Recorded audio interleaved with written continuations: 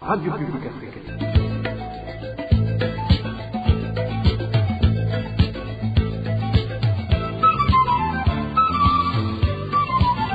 Radio Publique Africaine.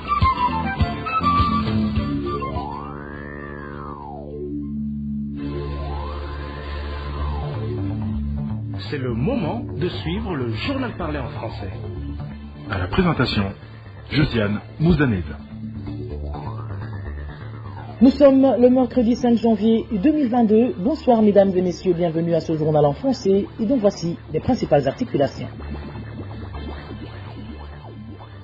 Une vingtaine d'Imbonerakouré en provenance de la province Kirundo sont depuis ce lundi cantonnés à Chibitoke où ils attendent leurs collègues des autres provinces pour se rendre en République démocratique du Congo. Ils auraient pour mission de renforcer les éléments de la FDNB envoyés dans ce pays pour traquer les combattants du mouvement Red Tabara.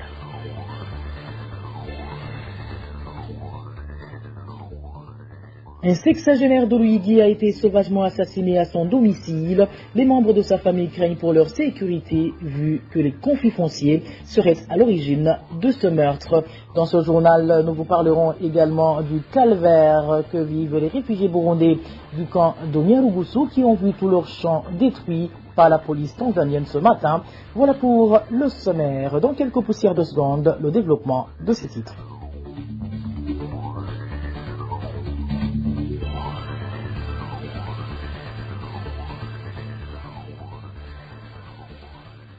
Rebonsoir. Sécurité pour commencer. Une personne a été tuée poignardée en plein cœur par des personnes non encore identifiées dimanche dernier sur la colline Tchaga de la zone Kayongozi. Nous sommes en commune Bweru de la province Ruyigi. Les conflits fonciers seraient à l'origine de ce meurtre. Les détails avec Onésime de Shimagit. La victime s'appelle Gabriel Nyawenda, âgée de 68 ans. Elle a été assassinée la nuit du 2 janvier par des personnes non encore identifiées. Cela s'est passé vers 2 heures du matin sur la colline Tchag, zone de Kayongozi, en commune Bweru de la province de Ruyigi. Selon notre source, des individus armés d'armes blanches se sont introduits dans la maison de ce vieil homme et l'ont tué, comme le témoigne un des membres de la famille de la victime. Des individus sont venus vers 2 heures, ils l'ont poignardé dans le cœur et il est mort sur le champ. La vie du vieil homme Nyawenda s'est achevée ainsi. Pour le moment, les membres de la famille disparus disent qu'ils vivent la peur au ventre car ils craignent d'être les prochaines victimes de ces hommes armés. Ce ne sont pas des individus qui sont venus de loin qui l'ont tué. Du coup, nous avons eu peur et nous avons de la peine car s'ils ont osé poignarder un vieillard de 68 ans, demain ou après-demain, ils peuvent commettre ce même crime s'ils ne sont pas arrêtés et incarcérés. Ils s'étaient préparés pour commettre ce meurtre. Rien n'empêche qu'ils puissent nous tuer nous aussi. Moi, je suis de la famille de la victime, mais j'ai eu peur de dire quoi que ce soit, car les auteurs de ce crime sont des gens du voisinage. Les informations provenantes de la colline Tchaga indiquent que les conflits fonciers seraient à l'origine de cet assassinat, vu que la victime était en procès de litige foncier avec d'autres personnes. La famille de Gabriel Nyawenda demande ainsi des enquêtes pour connaître les auteurs de ce meurtre afin qu'ils soient punis conformément à la loi. Une personne a été appréhendée à cet effet pour des raisons d'enquête. Onésime de Shimagidze de Ruyigi, rendons-nous à Ngozi où un jeune homme de la ville de Ngozi est introuvable depuis 5 jours. Il avait été arrêté par les Imbonerakouré le 1er janvier 2022. Un jour après son retour du Rwanda voisin, les témoins affirment que le jeune a été torturé avant d'être remis au service national des renseignements de Ngozi. Plus de détails avec Francine Mahor. Ce jeune homme porté disparu s'appelle Pascal Choyitungiye, habitant du quartier Kinyami au chef-lieu de la province Ngozi et membre du parti IPD Zigamibanga. Le 31 décembre de l'année dernière, il a quitté le Rwanda voisin où il vivait depuis 2017 pour rentrer au Burundi en vue de fêter le nouvel an avec sa famille. Les membres de sa famille indiquent qu'il n'a passé qu'une seule nuit à la maison car le 1er janvier 2022, Pascal Choyitungiye a été arrêté par les Imbonerakure au quartier Kinyami. Depuis ce jour, il reste introuvable. Il a été arrêté au quartier Kinyami par les Imbonerakure du nom de JB Paulo Majerus, qui était à moto, et un certain Mamangari, puis conduit jusqu'au stade communément appelé Kugasaka. Et il a été torturé, attaché par une corde, et il a été embarqué dans une voiture de marque TI.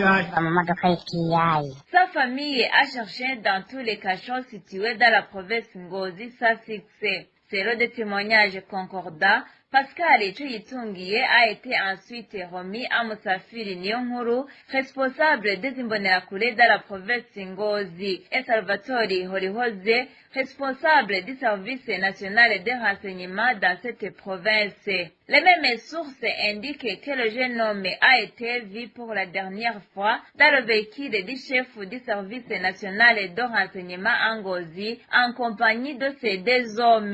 Sa famille estime donc que ces hommes devraient répondre de la disparition du jeune homme. Les habitants de la ville d'Ngozi demandent aux autorités habilitées de mettre fin à cette disparition dans cette province. Nous insurgeons contre cette pratique de dispersion forcée ici à Ngozi. Nous avons cherché dans les cachots de la police et du service de renseignement en vain. Nous demandons au chef de l'État, comme il a dit, d'arrêter ces Imbonerakure à Ngozi en commençant par Moussafiri. Nous n'avons pas pu joindre Musafiri Niyonkuru, responsable des Imbonerakure à Ngozi, et Salvatore Horihoze, chef du service de renseignement, pour donner des éclaircissements. Merci à toi Francine Mahoro. Je vous le disais en titre, 20 jeunes de la milice Imbonerakure venus de différentes communes de la province Kirundo ont été envoyés vers la province Cibitoke au petit matin de ce lundi. L'objectif serait de se rendre en République démocratique du Congo pour prêter main forte aux éléments de la FDNB, parti traqué. Les rebelles se trouveront dans ce pays. Le point avec Aimable Nichim. Selon les informations en provenance de la province Kirundo, vers 3 heures du matin de ce lundi, 20 miliciens Imbonerakure se sont rassemblés à la permanence provinciale du parti CNDD-FDD, située dans le quartier Nyange, et ont été embarqués à bord d'un véhicule à destination de la province Cibitoke. Ces Imbonerakure venaient de différentes communes de la province Kirundo. Notre source a pu en identifier 3. Il s'agit des nommés Jean-Claude Roberangabo, Prime Nilagira de la commune Kirundo, ainsi qu'Eric Gakuba de la commune Busoni. Les 20 ont tous été embarqués à bord d'un véhicule de type Hilux Vigo immatriculé IT 777A appartenant au gouverneur de la province Kirundo. Ils avaient comme chauffeur un certain Issa, précise notre source. À la tête de ces Imbonerakure, poursuit la même source, se trouvait le prénommé Shadrach, connu sur le sobriquet d'Okigingi, un ancien coiffeur de la place, qui travaille aujourd'hui pour le compte du service des renseignements à Kirundo. C'est à ce dernier qu'a été confiée la tâche de former ces Imbonerakure de Kirundo. Selon toujours notre source à Kirundo, le véhicule qui transportait ces Imbonerakure a pris la direction de Dorave Cibitoke, province dans laquelle doit se faire le rassemblement des Imbonerakure venus des autres provinces avant de franchir la frontière de la RDC. La même source précise que ces Imbonerakure auraient été apprêtés pour aller renforcer les éléments de l'armée burundaise envoyés pour traquer les rebelles du mouvement Red Tabara. Parlons en prison gouvernance, où le ministère du Commerce a suspendu ce mercredi la décision de hausse des prix du ciment fabriqué par la société Buseco. Dans une correspondance adressée à cette société, la ministre du Commerce avance le motif de bénéfice des avantages fiscaux et douaniers par la dite société. Mais dans l'entretemps, ce produit reste introuvable. Les détails avec Eric Nionzi. Dans la correspondance que la ministre du Commerce a adressée à la société Burundi Cement Company ce mercredi, cette autorité a annoncé la suspension de la mesure de hausse des tarifs du ciment produit par cette entreprise. Cette correspondance revient sur les avantages dont bénéficie la société Buseco, notamment les avantages fiscaux et douaniers. La même correspondance rappelle que la société Buseco bénéficie de ces avantages depuis l'an 2008 et que sa décision de hausse des prix est préjudiciable aux consommateurs. La ministre du Commerce accuse aussi Buseco d'avoir pris unilatéralement cette décision. Dans la lettre envoyée aux agents commerciaux, le directeur général de Buseco avait précisé que le prix par sac de 50 kilos passait de 24 500 à 27 500 pour le ciment de qualité dit 32.5 R, tandis que pour le ciment de qualité 42.5 R, le prix passait de 30 000 à 33 000 francs burundais. Malgré toutes ces mesures, le ciment reste introuvable dans la quasi-totalité des magasins des agents commerciaux de cette société. Dans certains magasins où on en trouve le sac de 50 kilos, connaît une hausse de prix comprise entre 5 000 et 10 000 francs burundi. Là aussi, il se vend en cachette au risque de subir de lourdes amendes. Merci à toi Eric Niyonzima. Gouvernance toujours. La population de la zone Guégura en province Kayanza s'inscrit en faux contre les contributions exigées par le chef de colline Muchiro pour la construction de la permanence provinciale du parti CNDD-FDD. Ces habitants déplorent que les personnes qui ne s'acquittent pas de ces contributions se voient refuser le droit de vendre leur bétail au marché de la place. Elvis Nyomongere nous fait le point. La population de Guégura en province Kayanza indique que ce mardi, le chef de colline Muchiro, Dino de Cyprien, Naomoremi, leur avait interdit de passer pour se rendre au marché de bétail de la localité. Ses habitants indiquent que l'objectif de cet administratif était de les faire payer des contributions pour la construction de la permanence provinciale du parti CNDD-FDD, comme en témoignent les d'entrée. C'était le jour du marché et le chef de colline Muchiro avait placé une barrière sur la route. Il disait que personne n'allait passer sans lui montrer une quittance de la permanence du parti CNDD-FDD. Nous étions habitués à payer des taxes et impôts et non ces contributions pour la construction des permanences des partis politiques. Ils exigent une somme de 1000 francs à tous ceux qui veulent vendre leur bétail. Ces habitants indiquent que ces contributions constituent une oppression qu'ils subissent de la part de l'administration locale, étant donné qu'ils ne sont pas tous membres du parti au pouvoir, le CNDD-FDD. Ils obligent la population de payer de force cette contribution. Nous ne comprenons pas comment ils nous exigent de donner cet argent pour le compte d'un parti politique, alors que nous ne sommes pas tous membres de ce parti. C'est injuste. Cela nous montre qu'ils le font pour la simple raison d'être au pouvoir.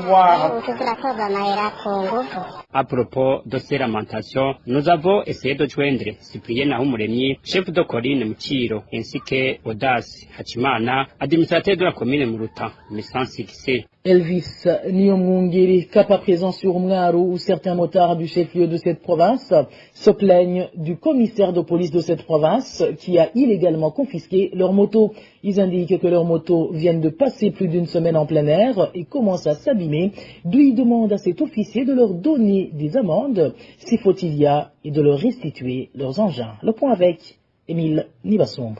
Plus de 20 mototaxis ont été saisis par la police de Mngaro depuis une semaine, selon les motards du chef-lieu de cette province. Ces motos ont été saisies sous l'ordre de Dominique Hakizimana, commissaire de police en province Mngaro, et sont rassemblés au commissariat provincial. Certains conducteurs de ces mototaxis sont accusés de porter sur une seule moto plus d'un passager. D'autres n'ont pas de papier exigé. Ces motards n'ont ni pas ces accusations, mais demandent que la loi soit appliquée et qu'ils paient des amendes afin que leur moto leur soit restituée. Le commissaire de police avec ses policiers avait procédé au rafle. Ils ont saisi beaucoup de motos. Mais ce qui nous fait mal jusqu'à présent, c'est qu'ils ne veulent pas relâcher nos motos. Ils pouvaient au moins nous exiger des amendes afin que nous puissions continuer à travailler. Franchement, nous sommes au chômage et nous sommes dans la pauvreté. Nous manquons même 100 francs pour acheter un savon pour laver les habits de nos enfants. Ces motards de la province Mngaro s'inquiètent également de la manière dont leurs motos sont gardées au commissariat provincial. Nos motos sont gardées dans un espace à ciel ouvert au commissariat provincial. Les fortes pluies et le soleil accablant frappent nos motos et vont être endommagés s'ils ne les libèrent pas. Ces motards dénoncent aussi le comportement des policiers qui volent le carburant se trouvant dans les réservoirs des motos gardées dans ce commissariat. C'est un mauvais comportement des policiers que nous avons pu remarquer. Les policiers de ce commissariat ont l'habitude de prendre l'essence dans les réservoirs de nos motos, comme ils l'ont déjà fait sur certaines. Lorsque certaines motos sont relâchées, les motards trouvent des réservoirs vides. C'est pourquoi nous demandons au commissaire provincial de nous donner ces motos, car c'est grâce aux revenus de ces motos que nous survivons quotidiennement. À ce propos, nous avons essayé de joindre Dominique Hakizimana, commissaire provincial de Mngaro, sans y parvenir. Merci à toi, Émile Nivasumba. Une courte pause et nous abordons la page santé de ce journal. Les cas positifs de la Covid-19 continuent d'augmenter à grande échelle au lieu de diminuer au Burundi. Actuellement, plus de 1000 personnes sont détectées par jour, du moins selon le rapport du ministère de la Santé publique. Les détails avec Elos Divin Remesh.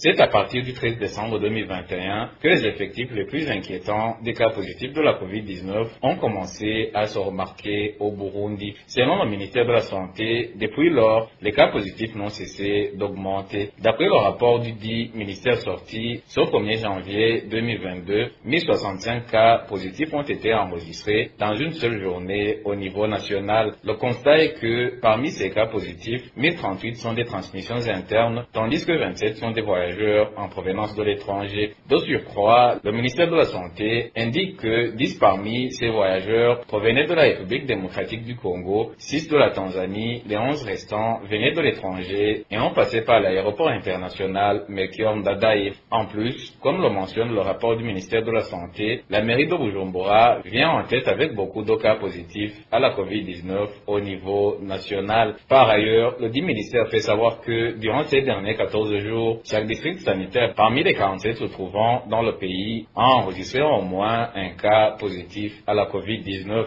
Le plus étonnant dans tout cela est que rien n'est en train d'être fait jusqu'à présent, surtout par les autorités concernées, dans le but de freiner cette évolution à grande échelle de la COVID-19. Cela s'observe dans la négligence et le non-respect des gestes barrières du coronavirus. Pire encore, même certaines décisions prises par certaines autorités n'ont jamais été effectives, car aucune mesure n'a été prise pour veiller à leur mise en application. Éloge Divin Remisha, hors de nos frontières, la police tanzanienne et les responsables du camp des réfugiés de Nyarugusu ont coupé systématiquement toutes les cultures dans l'une des zones de ce camp ce mercredi matin.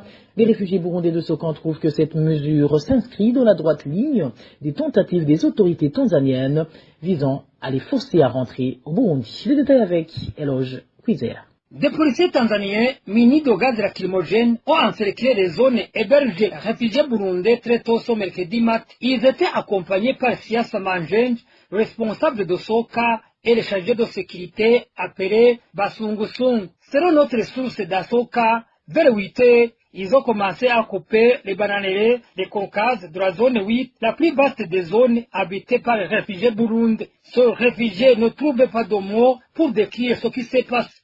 Ibyo byose biriko biratemagurwa inzu ku nzu ntabwo rero batema ku ibyabahungutse. Ils ont tout coupé maison par maison. Ils ne l'ont pas fait dans le ménage de ceux qui ont déjà rentré comme ils le faisaient avant. Lors de cette activité, les responsables ont ordonné de couper tout avant que l'ordre est venu de Mama Samia. J'ai vu le véhicule du responsable du camp et son adjoint Kagonjwa. C'est vraiment triste. Notre ratio est insuffisante et il coupe ces bananes de Caucase qui nous aident.